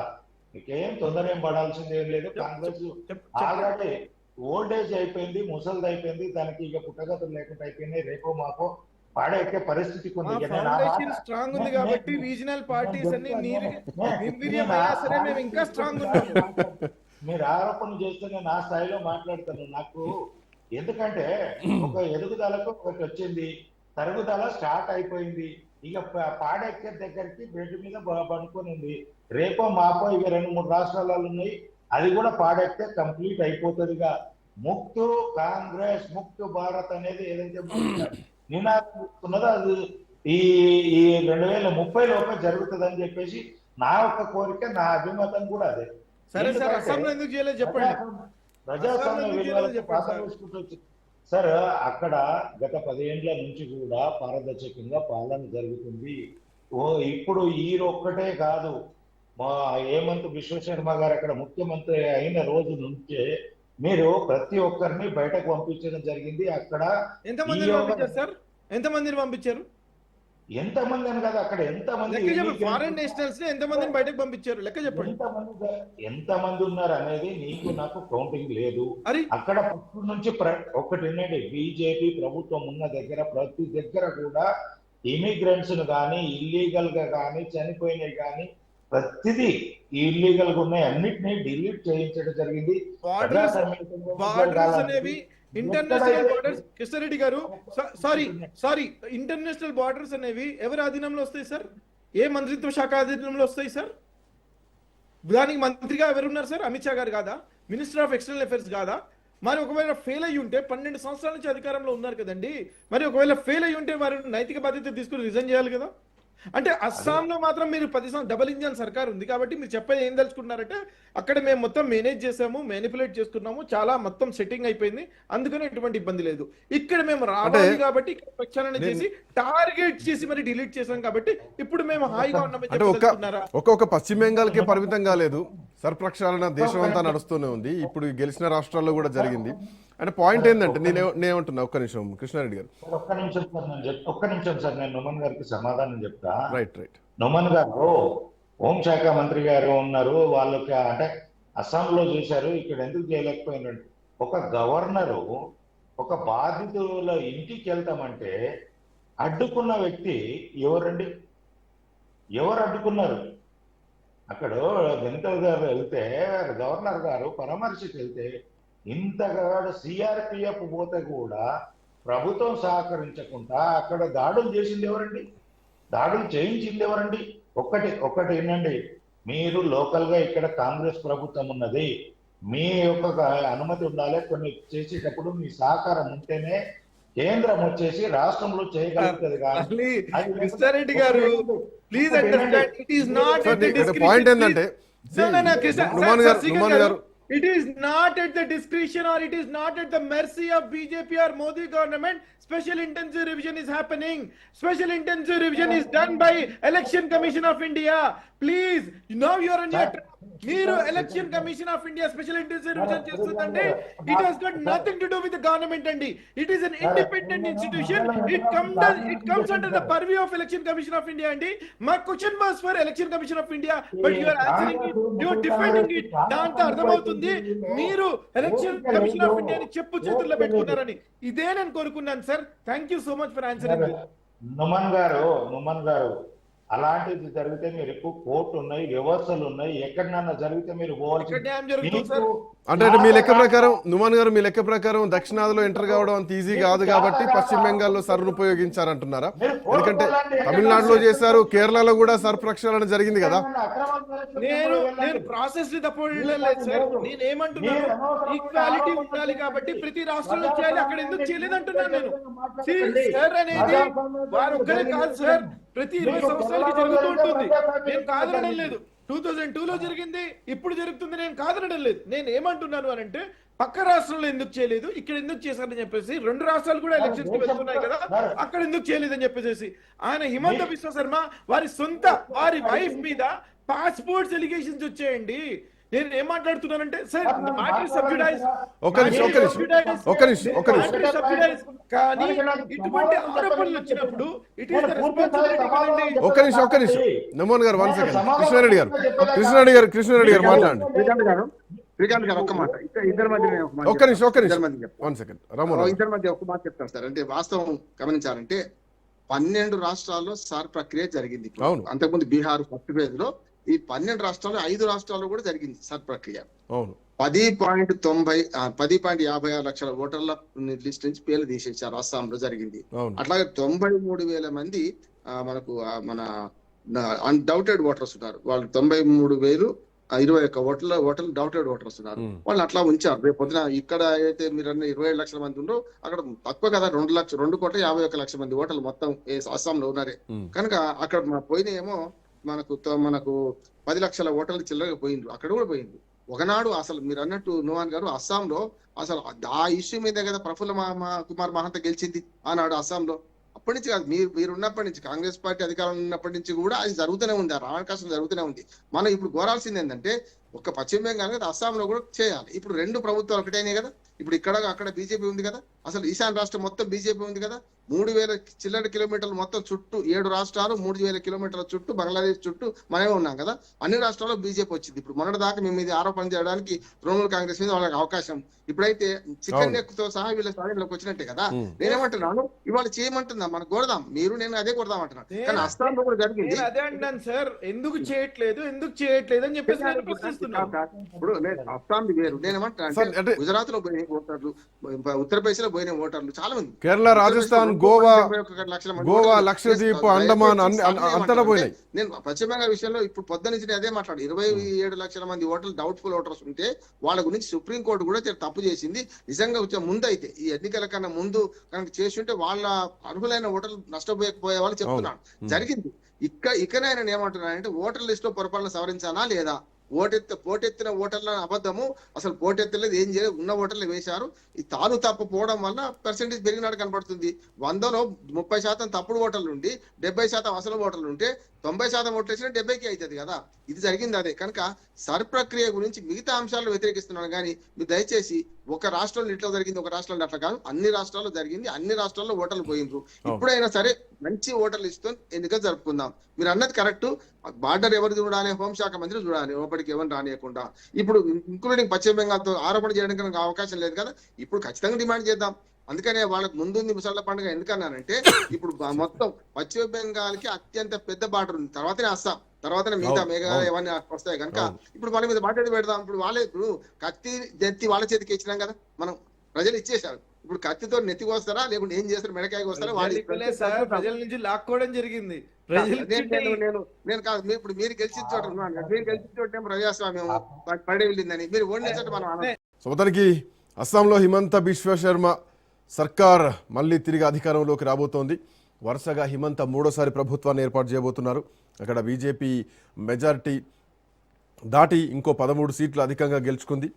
సో 4 రాష్ట్రాల సంబంధించినటువంటి మిగతా 4 రాష్ట్రాలకు సంబంధించినటువంటి దాంట్లో తమిళనాడు ఒక గ్రేట్ లెసన్ నేర్పింది ఈరోజు ప్రజాస్వామ్యంలో, భారతదేశ ఎన్నికల్లో. గతంలో ఒక ఎన్టీఆర్ కాలాన్ని, ఒక ఎంజీఆర్ కాలాన్ని ఈ జనరేషన్ మళ్ళొక్కసారి చూపించారని చెప్పాలి. బట్ రామ్మోహన్ రావు గారు, ఒక్క మాట సార్ తమిళనాడు గురించి. యాక్చువల్గా టీవీకే పార్టీ రావడానికి ముఖ్య ఉద్దేశం సార్, గత 3-4 దశాబ్దాల నుంచి 2 ఆల్టర్నేట్ అయినాయి. అక్కడ నేషనల్ పార్టీస్ కు లేకుండా అయితే డిఎంకే లేదంటే ఏఐడిఎంకే అక్కడ బలంగా కనబడడానికి ఏదో ప్రాంతీయ పార్టీలు వచ్చినా అంత సీరియస్ గా లేకుండా విజయ్ గారు రావడం అనేది అక్కడ ప్రభుత్వ వ్యతిరేకతోటి ఆ రెండు పార్టీల మీద ఉన్న ఓటు బ్యాంకు టీవీకేకు ప్లస్ అయింది తప్ప అక్కడ అంటే ఆల్టర్నేట్ చూస్తున్నారు ప్రజలు అంతే. ఇంకెక్కడైనా ఇది ఒకటి చరిత్ర అనుకోవచ్చు. ఇది అంటే ప్రాంతీయ పార్టీలు పుట్టుకట రావడానికి ఇది ఒక ఎగ్జాంపుల్ గా కూడా పనికొస్తుంది దేశ చరిత్రలో. ఎందుకంటే ఈ రెండు పార్టీలు గత 10-15 సంవత్సరాల నుంచి ప్రాంతీయ పార్టీలు అనేవి నిర్వీర్యం అయిపోతున్నది. ఈ రోజు ప్రాంతీయ పార్టీలకు అంటే నేను జాతీయ పార్టీ అయినా కానీ ప్రాంతీయ పార్టీలు పుట్టుకు రావడానికి పురుడు పోసుకోవడానికి టీవీకే పార్టీ ఒక ఎగ్జాంపుల్ లాగా నిలిచే విధంగా చరిత్ర సృష్టించినందుకు వారికి ప్రత్యేక ధన్యవాదాలు తెలియజేస్తున్నా సార్. రామారావు గారు, ఎస్ వాస్తవమే. అంటే కృష్ణారెడ్డి గారు చెప్పిన మాటను కంటిన్యూ చేస్తూనే తమిళనాడు ఒక గ్రేట్ లెసన్ నేర్పింది ఈరోజు భారతదేశ రాజకీయ చరిత్రలో. ఒకవైపు ఫ్రీబీస్ ఉచితాలు ఇచ్చారు. తమిళనాడులో గిఫ్ట్ల గురించి ప్రత్యేకంగా చెప్పాల్సిన అవసరం లేదు. ఉచితాలకు కేర్ ఆఫ్ అడ్రస్గా ఉన్నటువంటి పరిస్థితి. సెల్ ఫోన్లు అన్నారు, వాచ్లు అన్నారు, ఫ్రిడ్జ్లు అన్నారు, టీవీలు అన్నారు, ఏది కావాలంటే అది ఉచితం ఉచితం ఉచితం చేసేశారు. బట్ వాటిల్లో ఇక్కడ డబ్బు ఓడిపోయింది, అధికారం ఓడిపోయింది, వారసత్వ రాజకీయాలు ఓడిపోయాయి. మోరోవర్ విజయ్ విషయంలో చూసుకుంటే గ్రామ గ్రామాన ఒక రాజకీయ పార్టీకి ఎట్లా అయితే కమిటీలు ఉంటాయో Vijay fan followers, Vijay fans కమిటీలు కూడా గ్రామ గ్రామంలోంచి ఉన్నాయి. సో ప్రతి ఒక్కరూ ఆ గ్రామ కమిటీకి సంబంధించిన వాళ్ళు బాధ్యత తీసుకొని ఏదైతే ఇప్పుడు పశ్చిమ బెంగాల్లో కార్యకర్తలే బూతులు కార్యకర్తలు ఏజెంట్లా ఎట్లయితే పనిచేశారో అభిమానులే ఇంట్లో వాళ్ళందరితోటి ఓట్లు వేస్తే ఈరోజు విజయ్కి చేరువైంది. తో పాటు డబ్బులు సంపాదించినటువంటి సినిమాల్లో సంపాదించినటువంటి డబ్బులు మొత్తం కూడా ఖర్చు పెట్టేశారు. సో ఒక చరిత్రలో నిలిచిపోయేటువంటి విజయంగా దీన్ని చూడాల్సినటువంటి అవసరం ఉంది కదా. అటు ముఖ్యమంత్రి ఏకంగా ఓడిపోయారు, మాజీ ముఖ్యమంత్రి పన్నీర్ సెల్వం గెలిపించలేకపోయారు, డిఎంకేలోకి వస్తే గెలుస్తారన్నారు, ఉప ముఖ్యమంత్రి ఇస్తానన్నటువంటి కామెంట్లు కూడా వచ్చినాయి. పళనిస్వామి కానీ, పన్నీర్ సెల్వం కానీ, స్టాలిన్ కానీ అందరికందరూ ఎంతమంది ప్రయోగం చేసినా ఇక్కడ ఓటమి పాలయ్యారు. సో ఈ తమిళనాడు ఏం లెసన్ నేర్పిస్తోంది అనుకోవాలా? శ్రీకాంత్ గారు, తమిళనాడు లెసన్ ఏంటంటే మొదట్లో కాంగ్రెస్ పార్టీ సిద్ధార్థ్ శంకర్ మన కామరాజ్ నాడార్, అట్లాగే తర్వాత అంతకుముందు రాజగోపాలాచారి, ప్రకాశం పంతుల నుంచి మొదలు పెడితే ఆ వ్యవస్థ పోయినాక 60s లో వచ్చిన డిఎంకే పార్టీ కరుణానిధి గారు కూడా ఫస్ట్ పార్టీ పెట్టాక గెలిచిండు. అది కూడా గొప్పతనం, కరుణానిధి కూడా చెప్పుకోవాలి. ఆ తర్వాత అక్కడి నుంచి విడిపోయిన రామచంద్రన్ గారు, ఎంజి రామచంద్రన్ గారు. ఆ తర్వాత కంటిన్యూ చేసింది కానీ జయలలిత కొత్త పార్టీ పెట్టింది కాదు, జయలలిత పోలిక లేదు. కానీ ఎప్పుడైతే మనకు ఎన్టీ రామారావు గారి పోలిక కూడా కరెక్ట్ కాదు. ఎన్టీ రామారావు గారు ఒక్కరికి చేయలేదు, కాషాయాన్ని ఎర్ర చేయడానికి కలిపి ఇక్కడ పోటీ చేసిన అందరు మిత్రపక్షాలతో చేసిండు. ఇక్కడ వాక్యం ఉన్నది, అది కూడా ఒక గొప్ప. ఎందుకంటే 9 నెలల్లో పార్టీ అధికారం రావడం. ఇక్కడికి వస్తే ఆఫ్టర్ ఎంజీఆర్ ఖచ్చితంగా ఇవాళ విజయ్ పార్టీ విజయం సాధించిన 3 కారణాలు ఉన్నాయి అంటున్నాను. ఒకటి జంజి, ఇప్పటి వర్గం అంతా పాత రాజకీయాలు స్వస్థపడుతుంది. ఉద్దజంబుకాలు అన్న 2 పార్టీల నాయకులు కూడా ఉద్దజంబుకాలు 70-75 పైన ఉన్నారు ఇద్దరు కూడా. ఒకసారి 99 ఏళ్ల వరకు కూడా కరుణానిధి కొడుకును కానీ అధ్యక్షుడిగా, ఆయనే అధ్యక్షుడిగా ఉన్న పార్టీకి ఆయన చనిపోయేదాకా. ఆ తర్వాత స్టాలిన్, తర్వాత ఉదయనిధి స్టాలిన్, కుటుంబ పార్టీ కదా. ఇటు రాజకీయాలు ఆగిపోయినాయి. ఇక్కడ కూడా అదే జరుగుతుంది. కనుక 2 సాంప్రదాయ రాజకీయ పార్టీలను, ద్రవిడ పార్టీలను ఓడిస్తూ వీళ్ళు దొంగలు ఊళ్ళు పంచుకున్నట్టు ఇద్దరు కూడా ఒకసారి వీళ్ళు ఒకసారి వాళ్ళు గెలుస్తున్నారు. ఈ సమస్య బాగాలేదనుకొని ప్రజలు తిరగబడ్డారు. కానీ తిరగబడే క్రమంలో ప్రభుత్వ వ్యతిరేక ఓటు చీలిపోయినాయి. ఓ రకంగా చెప్పానంటే, నిజంగా చెప్పాలంటే విజయ్కి ప్రభుత్వ వ్యతిరేక ఓటు ఒకటే ఉంటుంటే చాలా మొత్తం మెజార్టీ వచ్చేది. చూడండి, అన్నాడీఎంకే కూటమి, బీజేపీ అన్నాడీఎంకే కూటమికి వచ్చిన ఈ 2 కలిపితే విజయ్ మనకు కలిస్తే ఏవో 2/3 మెజార్టీ కన్నా ఎక్కువ వచ్చినట్టు కదా. మొత్తం 234లో 33 అనుకోండి వచ్చినాయి కదా. అందుకని అట్లా చూసుకుంటే ఇవాళ విజయ్ గెలుపు అనేది ఆయన విధానం వల్ల వచ్చిందంటున్నారు. ఎట్లా అంటే 2 పార్టీల మధ్య నలిగిపోతారు అనుకున్నవాడు, 2 బస్సులు పెద్ద ట్రక్కులు వస్తుంటే మధ్యన నలిగిపోయి కార్ లాగా మొదలుపెట్టి ఆయన 2 మాటలు మాట్లాడారు. సిద్ధాంత పరంగా నేను బీజేపీకి వ్యతిరేకంగా కనుక ఈ కూటమిలో చేరలేకపోతున్నాను, స్టాలిన్ ఏమో అధికారంలో ఉన్నాడు, అధికార పార్టీకి వ్యతిరేకంగా పోటీ చేస్తున్నాను అన్నాడు. అనడమే కాకుండా 1 సీట్లో నష్టపోయాడు కదా. అది డిఎంకే కుట్ర వల్ల 1 సీట్లో విత్డ్రా చేసుకున్నాడు అభ్యర్థి. అక్కడి నుంచి వచ్చి నేనే విజయ్ అనుకుంటే, మీరందరూ మా అభిమానులు అనుకుంటే మీరందరూ కూడా ప్రతి చోట నన్నే చూసుకోండి, అభ్యర్థిని చూడకండి అని. ఎన్టీ రామారావు గారు కూడా దానే టికెట్ ఇస్తే గెలిచారు. నా మిత్రులు చాలా మంది, సాంబశివరావు చౌదరి అని మనకు బోధనలో, అట్లాగే అంకె ప్రభాకర్ రావు గారిని పెడలలో, కృష్ణా జిల్లా, ఇట్లా 100 మందికి వెళ్ళి చెప్తారు. వాళ్ళందరూ కూడా దానిలో ఎక్కడ రాజకీయ ప్రసక్తి లేదు. అటువంటి వాళ్ళు ఎన్టీ రామారావు గెలిపించుకున్నాడు. ఇక్కడ కూడా ఆటో డ్రైవర్లు గెలిచింది. మీరు చూసిన మనకు స్టాలిన్ ఓడించిన ఆయన ఎవరు, గతంలో డిఎంకే ఎమ్మెల్యే ఆయన. అవును. ఇంకా కనీసం ఆ పాత్ర రాజకీయంగా ఉన్నది. కానీ చాలా మంది మనకు టీవీకే అభ్యర్థులు చాలా మంది దాని అప్పటికప్పుడు రాజకీయాలకు వచ్చిన వాళ్ళు గెలిపించారు. దానికి కారణం ఏంటంటే జంజి తిరగబడ్డది మొత్తం. కానీ వాళ్ళకు సపోర్ట్ లేదు. ఏగా చెప్పాలంటే వాళ్ళకు వ్యవస్థ లేదు, ఓ రకం కార్యకర్తలు లేరు. అదే మొత్తం నియోజకవర్గాల్లో ఒక్కసారి కూడా తిరగలేకపోయాడు. ఏది మొత్తం విహంగ వేషణ కూడా తిరగలేకపోయాడు. రెండోది ఆయన సానుభూతి కూడా వచ్చింది. ఏంటంటే కుటుంబం మీద పెద్ద ఎత్తున నేరాలు మోపారు. కుటుంబాన్ని విచ్ఛిన్నం చేసే ప్రయత్నం చేశారు, కేసులు పెట్టారు, ఈడీతో సహా కేసులు పెట్టారు. అట్లాగే సినిమా రిలీజ్ కాకుండా చూశారు. అది కూడా సానుభూతి పనికొచ్చింది అంటున్నాను. అంటే కొత్త తరం మొత్తం కూడా మార్పును కోరుకున్నది. ఆ మార్పుకు ఆసరాగా ఉన్న విజయ్ను కోరుకున్నది. కానీ ఏమైందంటే 3 పార్టీల కుమ్మలాటలో, అంటే 3 ముక్కలాటలో ఆయన ఇంకా 10-15 సీట్లు రావాల్సి ఉండే వెనుకపోయింది అంటున్నాడు. దానికి కారణం ఇదే కదా. ఇప్పటికి నా భవిష్యత్ ఏమో మాట చెప్పి ముగిస్తాను. భవిష్యత్తులో కాంగ్రెస్ అట్లాగే ఇది ఉభయ కమ్యూనిస్ట్ పార్టీలు కలిసి 8-9 వచ్చినట్టున్నాయి. ఇంకా తక్కువనే వస్తాయి, ఇంక నడుస్తుంది కౌంటింగ్. అట్లా చూసుకుంటే వాళ్ళు డిఎంకే నుంచి విడిపోతారా? ఇంతకుముందు నైతికంగా నిజంగా డిఎంకే కట్టుబడి ఉన్నారు కనుక కాంగ్రెస్ పార్టీ నిర్ణయం తీసుకోవడంలో నుమాన్ గారు అన్నట్టు కొంత నష్టం జరిగింది. విజయ్ వైపు ఉంటే వేరే రకంగా ఉంటుండే, కానీ మిత్ర ధర్మాన్ని మార్చలేదు, పర్వాలేదు. కనుక ఇప్పుడు వస్తే ఏంటంటే ఆ 7-8 సీట్లు ఇటు వచ్చినా సరిపోయేటట్లేవు ఏది విజయ్కి. కానీ విజయ్కి ఓ రకంగా చెప్పాలంటే అనివార్యమై ఎన్డీఏ కూటమి మద్దతు ఇవ్వాల్సిన అవసరం వచ్చింది అంటున్నాడు. అంటే విజయ్ వాళ్ళ దగ్గర పోడు, విజయ్ దగ్గరికి వాళ్ళు వస్తారు. ఇవాళ పన్నీర్సెల్వం ఓడిపోయాడు, మనకు పళనిస్వామి ఓడిపోయాడు, ముగ్గురు ఆ మాజీ ముఖ్యమంత్రి ఓడిపోయాడు కనుక అక్కడ నాయకత్వం కూడా లేదు కనుక విజయ్ నాయకత్వాన్ని అంగీకరిస్తే విజయ్ ముఖ్యమంత్రిగా, అన్నాడీఎంకే బీజేపీ కూటమి, బీజేపీకి 1-2 సీట్లు వస్తాయో రావో అది కొంచెం సందిగ్ధంలో ఉంది కనుక బీజేపీని పక్కన పెట్టి ఇప్పుడు రాజకీయాల్లో అవసరాలే అన్నిటికీ ఆవిష్కరణ కారణం అన్నట్టు రాజకీయాల్లో శాశ్వత శత్రువులు మిత్రులు ఉండరు కదా. ఎన్డీఏని తీసుకుంటే ఆటోమేటిక్ గా వస్తుంది. ఎందుకంటే స్టాలిన్ తీసుకుంటే, మనకు డిఎంకేని తీసుకుంటే నేనే ముఖ్యమంత్రి కావాలని అనుకుంటాడు కదా స్టాలిన్. ఒకవేళ ఉప ముఖ్యమంత్రిగా నా కొడుకును పెడతా, నేను కూడా మీకు మద్దతు ఇస్తాను, స్టాలిన్ కూడా ముందుకు రావచ్చు, చెప్పలేము అది కూడా. అప్పుడు ఏమైతే సైద్ధాంతపరమైన పక్కన పెట్టి అక్కడ అటు మద్దతు ఇచ్చే అవకాశం ఉంది. విజయ్ అంటే ప్రాంతీయ సెంటిమెంట్ ఏమైనా వర్కౌట్ అయ్యేటువంటి అవకాశం ఉంటుందా? ఏ పార్టీ అంటున్నారు మీరు? ఒకవేళ అంటే డిఎంకే మద్దతు ఇచ్చేటువంటి అవకాశం ఉంటుందని చెప్పేసి ఒక కొత్త పాయింట్ తీసుకొచ్చారు. తిరస్కరించిన పార్టీతో పొత్తు పెట్టుకుంటే ప్రజలు తిరగబడతారు అని మాట్లాడుతున్నారు. తిరస్కరించిన పార్టీతో పొత్తు, తిరస్కరణ ఎందుకు గురైంది? డిఎంకే తప్పులు చేసిందనే ఆ తిరస్కరణ ఓట్లు ఈ 2 పార్టీలు చీల్చుకున్నాయి.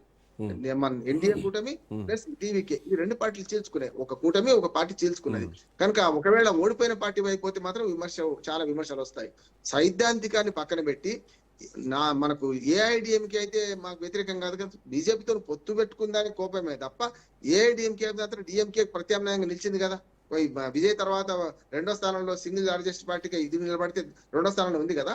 అందుకనే ఏఐడిఎంకే తో పొత్తు పెట్టుకుని బీజేపీ ఉన్నా లేకున్నా, బీజేపీ ఇట్లా కూటమి ఉంటుంది, ఎన్డీఏ కూటమి వస్తే ప్లస్ ఇంకొకటి ఏంటంటే బీజేపీకి ఒక ప్లస్ ఏంటంటే కూటమిలో చేరి అంటే ఇత్తేసి ఈక్వేషన్ కొంత వర్కౌట్ అయ్యేలా కనిపిస్తుంది. ఎందుకంటే విజయ్ ఎక్కడా కూడా బీజేపీని తిట్టాడు కానీ స్టాలిన్ అన్నారు కానీ ఏఐడిఎంకే వర్షన్ ఎక్కడ తీసుకోలేదు అనలే. అందుకనే ఒకవేళ మన షిండే ఏక్నాథ్ షిండే ఉదాహరణ మనకు ఉన్నది. ఒకవేళ తక్కువ సీట్లు ఉన్నా కూడా ఫడ్నవీస్ త్యాగం చేసి ఏక్నాథ్ షిందేకు ఎట్లా అధికారం ఇచ్చిండ్రో, ఇప్పుడు తక్కువ సీట్లు ఉన్నా వాళ్ళని కలుపుకొని, అంటే బీజేపీ ఎట్లాగో పెద్దగా ఉనికిలో లేదు కనుక అన్నాడీఎంకేని కలుపుకుంటే మాత్రం విజయ్కి దోకా ఉండదు. ఒకవేళ కాంగ్రెస్ కలుపుకుంటే గతంలో ప్రభుత్వాన్ని పడగొట్టినట్టే, మనకు కేజ్రీవాల్ ప్రభుత్వాన్ని పడగొట్టారు గతంలో ఢిల్లీలో, అట్లా అవకాశం ఉంటుంది. 7-8 మందిని కలుపుకునే దానికన్నా ఒక్కసారి 40 మందిని కలుపుకుంటే లొల్లే లేదు కదా, 70 మందిని కలుపుకుంటే లొల్లి లేదు కదా. అందుకని అన్నాడీఎంకే తోని కలిస్తేనే విజయ్కి భవిష్యత్తు ఉంది, సుస్థిరమైన ప్రభుత్వం ఏర్పడుతుంది. ఒకవేళ కొంచెం పొరపాటు చేసి అందులో చీల్చి సిపిఐ సిపిఎం చెరొక 2 సీట్లు వచ్చినట్టున్నాయి, అట్లాగే కాంగ్రెస్ పార్టీకి 2 సీట్లు కలిపి 6-7 సీట్లతో కనుక చేస్తే ఎనడైనా మోసమయ్యే అవకాశం ఉంటుంది. 1-2 సీట్లతోని తుమ్మితే ఊడిపోయే ముక్కులాగా తయారైంది కనుక అంతకన్నా లేదు. విజయ్ ఇప్పుడు రాజకీయ పరిణతిని ప్రదర్శించడానికి అవకాశం ఉన్నది. ఇప్పటికే విజయ్ తోని అమిత్ షా మాట్లాడుతున్నాడు తెలుస్తున్నది, అట్లానే మోడీ గారు మాట్లాడలేదు. కానీ బీజేపీ నాయకులు పూర్తి స్థాయిలో విజయ్ని నువ్వే ముఖ్యమంత్రి, మాకు ఎవరు లేరు కనుక ముఖ్యమంత్రి నువ్వే, ఈ మొత్తం సీట్లు కలిపి మనం డిఎంకేకు ధీటుగా నిలబడదాం అనుకుంటే మాత్రం ఎన్డీఏ కూటమిలో చేరకున్నా ఎన్డీఏ కూటమి బేషరతుగా మద్దతు ఇచ్చే అవకాశం అయితే ఉంటుందని నేను అనుకుంటున్నాను. Right, chances are there. ఎందుకంటే మీరు అన్నట్టు భారతీయ జనతా పార్టీ తమిళనాడులో గెలిచింది కేవలం ఒక స్థానం, ఇక మిగతా అన్ని కూడా ఏఐడిఎంకే స్థానాలు గెలిచాయి కాబట్టి సో ఏఐడిఎంకేతో పొత్తు ఉండేటువంటి అవకాశాలు కూడా ఈ ఈక్వేషన్లో కనిపిస్తున్నాయి. డిఎంకేతో ఎత్తి పరిస్థితిలో పోయినా ప్రజలు అంగీకరించే విషయంలోనే ఆయుష్మాన్ భారత్ అమలు చేస్తూ ఉన్నారు. ఇంతవరకు కేంద్ర పథకాలు రాష్ట్రంలోకి రాకుండా అడ్డుకున్నటువంటి దీదీని అధఃపాతాళానికి తొక్కేసి టీఎంసీ కంచుకోటను బద్దలు కొట్టి భారతీయ జనతా పార్టీ జెండా ఎగరేసింది. ఇక నుంచి కొత్త బెంగాల్ను చూస్తారంటూ కూడా ప్రధానమంత్రి మోడీ చెప్పడం జరిగింది. ఇక ఇదే ఎపిసోడ్లో తమిళనాడు ఇంకొక గేమ్ చేంజర్ అనే చెప్పాలి, ఒక కింగ్ మేకర్ అయ్యాడని చెప్పాలి. సింహం అడవిలో ఉన్నా సింగిల్గా ఉన్నా సింహం సింహమే అని చెప్పినటువంటి మాటను ఈరోజు ఆ అక్షరాన్ని నిజం చేస్తూ, ఆ మాట నిజం చేస్తూ ముఖ్యమంత్రిగా బాధ్యతలు చేపట్టబోతున్నారు, ప్రమాణ స్వీకారం చేయబోతున్నారు విజయ్. రైట్, కృష్ణారెడ్డి గారు, మీరు చెప్పి అంటే బీహార్ ఎలక్షన్ టైంలో చెప్పి పశ్చిమ బెంగాల్కి వెళ్ళారు, పశ్చిమ బెంగాల్ గెలిచారు. ఇప్పుడు చెప్పకుండానే తెలంగాణకు వస్తున్నారా? తెలంగాణ మోడీ రావడం సంకేతం అదే అనుకోవాలా? నెక్స్ట్ టార్గెట్ తెలంగాణ అని చెప్పకనే చెప్తున్నారా? అండ్ మోర్ ఓవర్ సాధ్యం అవుతుందా తెలంగాణ రాజకీయాల్ని ఒడిచిపట్టుకోవడం బీజేపీకి? సరే, నెక్స్ట్ ఫోకస్ అంతా తెలంగాణ, కర్ణాటక ఈ 2 రాష్ట్రాల మీద పూర్తి స్థాయిలో ఫోకస్ ఉంటుంది. దీంతో పాటు మిగిలిన రాష్ట్రాలలో కూడా పరిస్థితులకు మెదిలే విధంగా ఉంటుంది సార్. ఇందాక మనము మాట్లాడుతున్నాగా కొద్దిగా ఇదేంది కానీ టీవీకే గురించి సార్ మనం ఎంత తక్కువ చెప్పుకున్నా, ఎంత ఎక్కువ చెప్పినా తక్కువనే అవుతుందేమో. కనీసం నెట్ ప్రాక్టీస్ కూడా లేని, బ్యాట్ కూడా పట్టుకోరా అని వ్యక్తి తీసుకొచ్చి సెంచరీ కొట్టినట్టు అక్కడ ఉంది. అంటే అంత గొప్పగా మైండ్ సెట్ జరిగింది. ఎందుకంటే అందులో ఒక కార్యకర్త వైభవ్ సూర్యవంశీ లాగా కనిపిస్తోంది ఇప్పుడు. వైభవ్ సూర్యవంశీ 6లు కొట్టినట్టు విజయ్ డైరెక్ట్ వచ్చి బ్యాట్ పట్టుకొని ప్రాక్టీస్ లేకుండా, ఇంకా వైభవ్ అయినా ప్రాక్టీస్ చేసి కొట్టాడు కానీ విజయ్ ఏ ప్రాక్టీస్ లేదు. కనీసం గ్రామ స్థాయిలో లేదు, సర్పంచ్ స్థాయిలో లేడు, ఎంపీటీసీ లేడు, జెడ్పీటీసీ లేడు, ఏకంగా actor to political star. Sir, ఇందులో నాకు తెలిసి ఇప్పుడు గెలిచిన మొత్తం మందిలో ఒకసారి పోలింగ్ ఏజెంట్ గా కూర్చొని పనిచేసిన అనుభవం కూడా లేదు ఒక కార్యకర్తకు కూడా నాకు తెలిసింది. అంటే 98% ఆఫ్ ది పీపుల్ కు ఎలక్షన్ ఎలా జరుగుతుంది, పోల్ మేనేజ్మెంట్ అంటే ఏంది, పోలింగ్ ఏజెంట్ ఏం చేయాలి, పాస్లు ఎక్కడ తీసుకోవాలన్నో కూడా తెలియని పరిస్థితులలో ఏజెంట్లు ఉంది. లాస్ట్ మినిట్ వరకు కూడా వాళ్ళకు సగం మందికి పోలింగ్ ఏజెంట్లు కూర్చోకుండా పరిస్థితి ఏంటి సార్? ఏజెంట్లు ఫాములు దొరకక, దాన్ని ఎలా ఫిల్అప్ చేయాలనో తెలియక, ఏ రిటర్నింగ్ ఆఫీసర్ దగ్గరకో తెలియక, అంటే రాజకీయ అనుభవం లేకుండా ఓన్లీ ఇది సునామీ సృష్టించింది సార్. దాన్ని మనము ఎంత గొప్పగా చెప్పుకుంటే అంత మంచిది. అంటే నేను వేరే విధంగా చెప్పట్లేదు, అక్కడ జరిగిన అంశాన్ని తీసుకొస్తున్నా. ఎందుకంటే ఇప్పటికైనా పార్టీలు కొంత మారి ప్రజలకు అనుకూలంగా పనిచేయాల్సింది ఉంటుంది. ప్రజా సమస్యల గురించి ఆలోచన చేసి మాట్లాడాలి. ఇది ఇందాక నుమన్ గారు వెళ్ళిపోయింది కాబట్టి కేరళది మొత్తం మన రాష్ట్రానికి అంటున్నారు. మరి రాష్ట్రం డబ్బులు అన్ని ఏ రాష్ట్రాలలో ఎలక్షన్ జరిగినా కాంగ్రెస్ కు పార్టీ ఫండ్ అంతా తెలంగాణ నుంచే పోతుంది అంటున్నారు. ఆ పరిస్థితి ఏందో మరి అర్థం చేసుకోవాల్సింది ఉంటుంది. ఏంటంటే ఇందాక మీరు అడిగిన దాంట్లో సార్, మోడీ గారు చెప్పిన దాంట్లో పూర్తి స్థాయి వాస్తవం ఉంది సార్. అందరం కూడా జాగ్రత్తగా పనిచేయాలి, ప్రజల గురించి ఆలోచన చేసి పనిచేయాలి. ఎంతసేపు ఎదుటోళ్ళను అంటే బదనాం చేసి మనం గెలుతామన్న స్పృహ ఉండి ఎదుటోని వ్యక్తిగత జీవితంలోకి దూరి ఇప్పుడు మనం ఆంధ్రప్రదేశ్ రాష్ట్రాలలో చూస్తున్నాం సార్. వాళ్ళతోటి ఈ లేడీస్ తోటి ఆ లేడీస్ తోటి అంటే అది ప్రజలకు అవసరం లేదు. వాళ్ళ వ్యక్తిగత జీవితాల్లో అంటే జనరల్ గా అనవసరమైన విషయాల మీద కాన్సన్ట్రేట్ చేస్తున్నారు. కానీ ప్రజా సమస్యలు ఎక్కడ ఎదుర్కొంటున్నారు, ప్రజల గురించి ఏం మాట్లాడాలి, ప్రభుత్వాల మీద ప్రతిపక్షాలు ఎట్లా ఒత్తిడి తీసుకొచ్చి గెలవాలనే దాని మీద, అంటే ప్రజా సమస్యల మీద కొట్లాడి సమస్యలు సాల్వ్ చేసే విధంగా ఇచ్చేసి ప్రజల మన్నలు పొంది గెలవాలనుకోవాలి. కానీ వ్యక్తిగత జీవితాలలో ఇప్పుడు రాజకీయాలు అంటేనే ఇప్పుడు మనం న్యూసే కాదు సార్, యూట్యూబ్ ఛానల్లో ఏది చూసినా పొద్దున్న లేస్తే రీల్స్ లో అన్ని ప్రజలకు ఉపయోగపడేది ఎక్కడ లేదు సార్. ఎంతసేపు ఏంటంటే ఎదుటోని వ్యక్తిగత జీవితాలకు దూరి వాళ్ళను బదనాం చేసి గెలుద్దామనే ఆలోచన తప్ప ప్రజా సమస్యల మీద పోరాటం చేసి ప్రజల గురించి మాట్లాడి. దీంట్లో ఇంకొక పాయింట్ కూడా కనిపిస్తోంది. ఐ థింక్ రామ్మోహన్ రావు గారు అనలిస్ట్గా ఉన్నారు కాబట్టి ఆయన చెప్పడే ధర్మం కనిపిస్తుంది. రామ్మోహన్ రావు గారు, డబ్బులకు ఓటేసే రోజుల నుంచి యువత మారారు, ప్రజలు మారారు, యువత చేతుల్లోకి దేశం వచ్చేస్తోంది.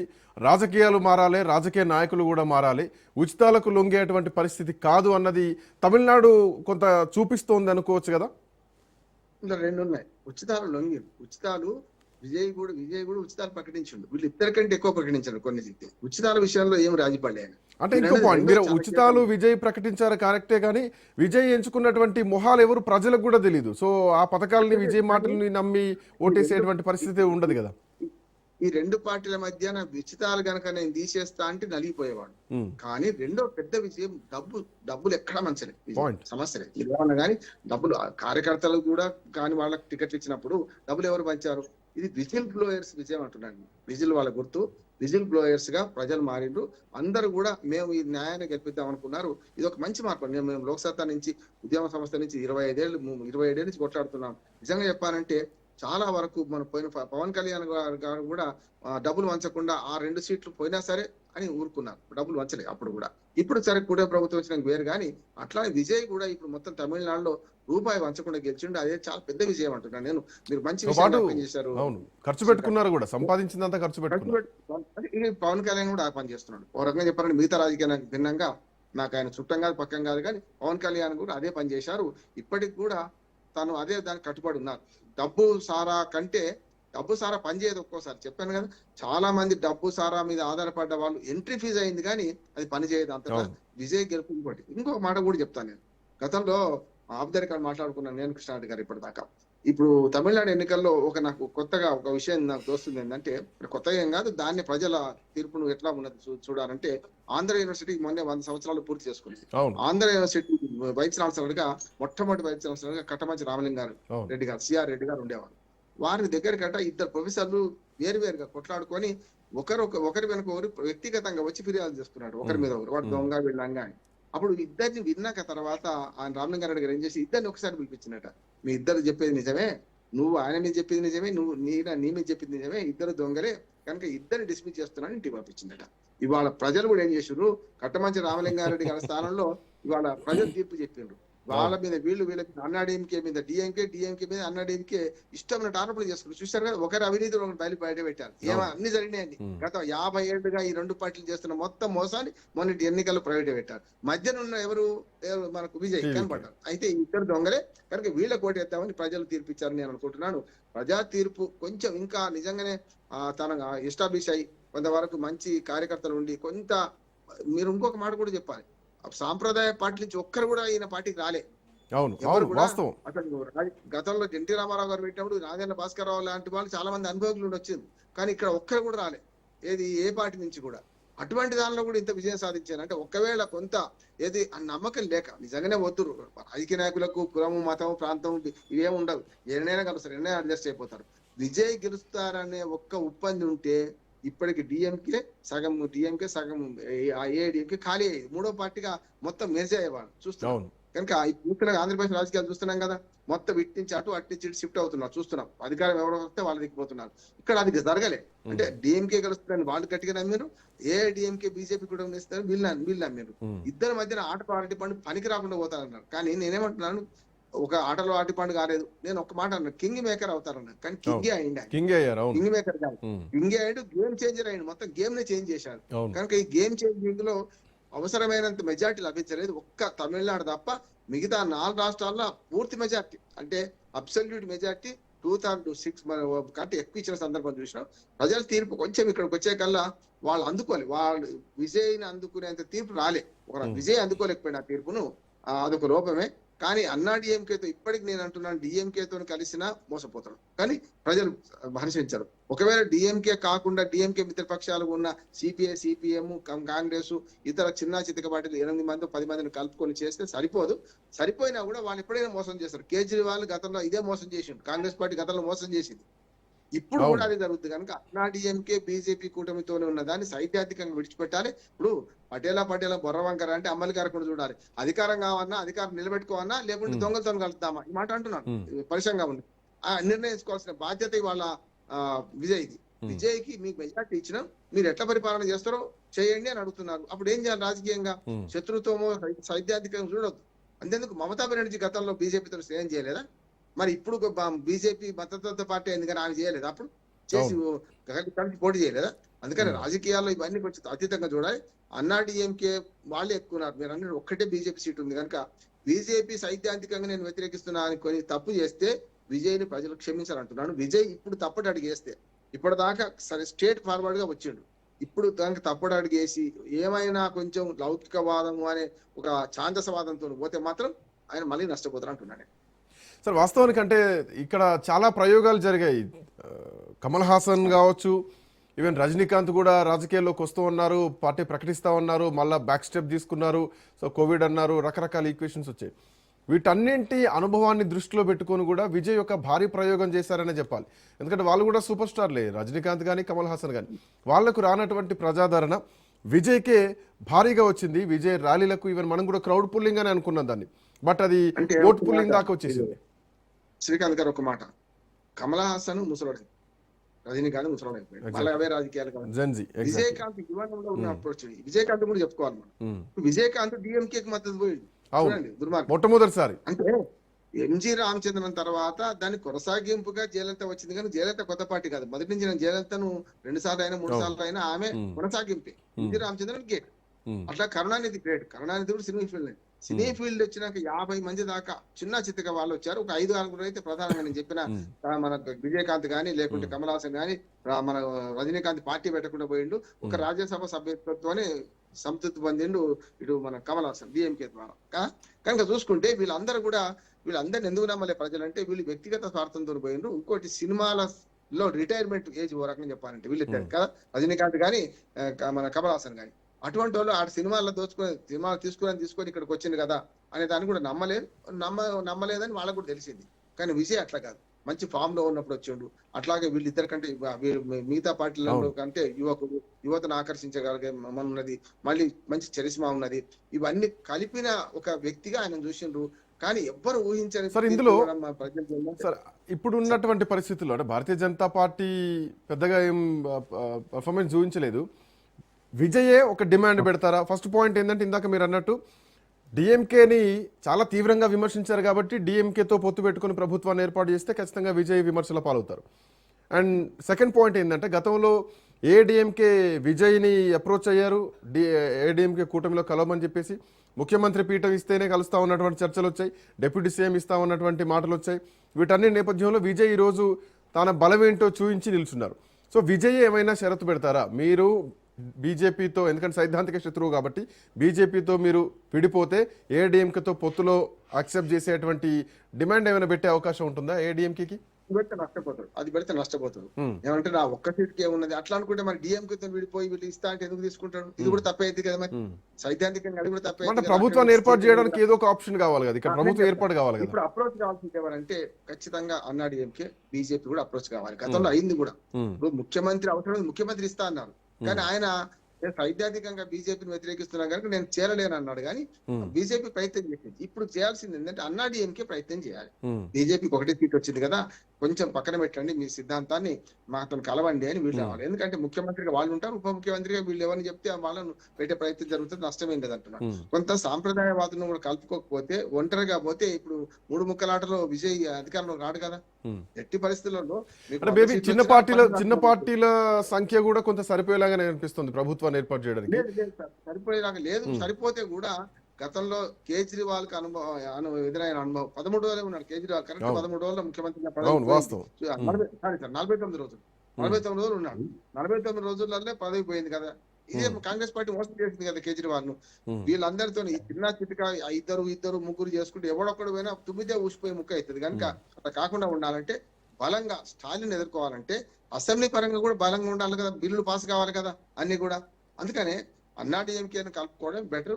అక్కడ బీజేపీ ఉందా లేదా పక్కన పెట్టాలి. ఇప్పుడు కావాల్సింది వీళ్ళే అప్రోచ్ కావాలంటున్నారు, విజయ్ అప్రోచ్ కాదు.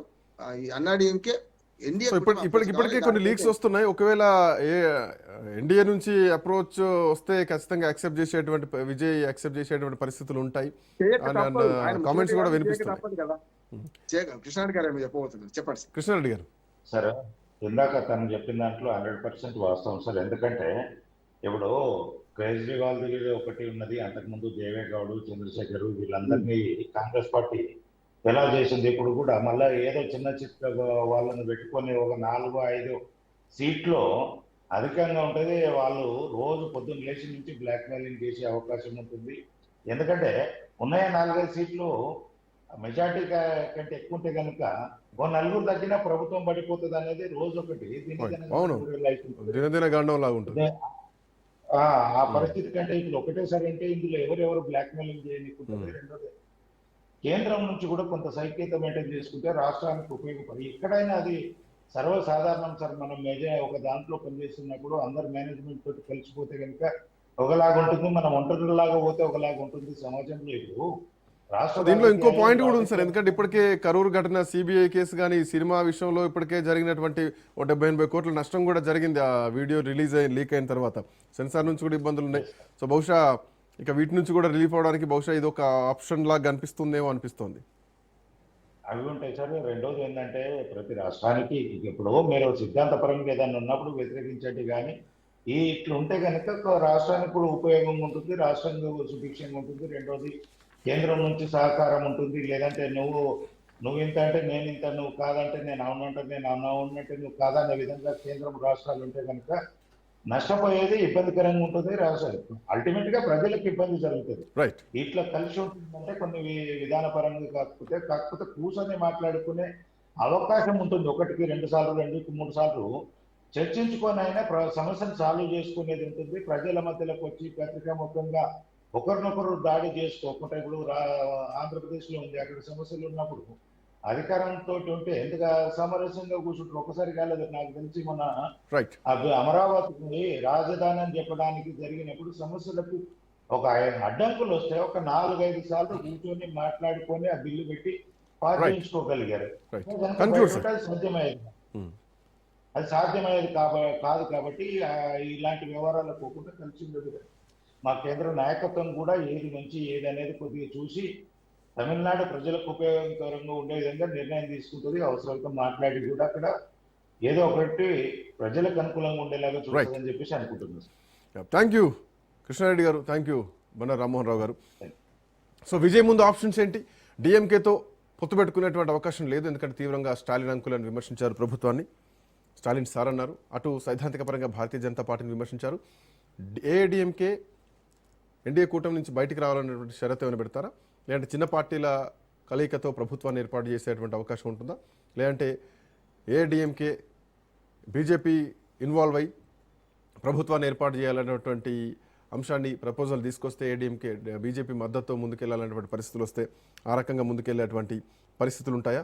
లేదంటే బయట నుంచి కాంగ్రెస్ పార్టీ మద్దతుతో ఏమైనా ఇన్వాల్వ్ అయ్యేటువంటి అవకాశం ఉంటుందా? ఒకవేళ అదే జరిగితే కనుక డిఎంకే నుంచి కూడా, అంటే డిఎంకే ఆల్రెడీ కూటమిలో ఇండియా అలయన్స్లో ఉన్నారు కాబట్టి, సో ఓన్లీ కాంగ్రెస్ అయితే వర్కౌట్ అయ్యేటువంటి అవకాశం ఉంటుందా ఏడి అలయన్స్లో కాకుండా అన్నది కూడా చూడాల్సినటువంటి అవసరం ఉంది. బట్ ఏదేమైనా క్లారిటీ రావాలి. విజయ్ నిర్ణయం ఎట్లా ఉండబోతోంది? అమిత్ షా ఇన్వాల్వ్ అయ్యి ప్రభుత్వ ఏర్పాటుకు ఏమైనా అవకాశం ఇచ్చేటువంటి అవకాశం ఉంటుందా? పిలుపునిచ్చేటువంటి అవకాశం ఉంటుందా? చూద్దాం. That's all for next updates continue అయితే కీప్ వాచింగ్ రాజ్ న్యూస్.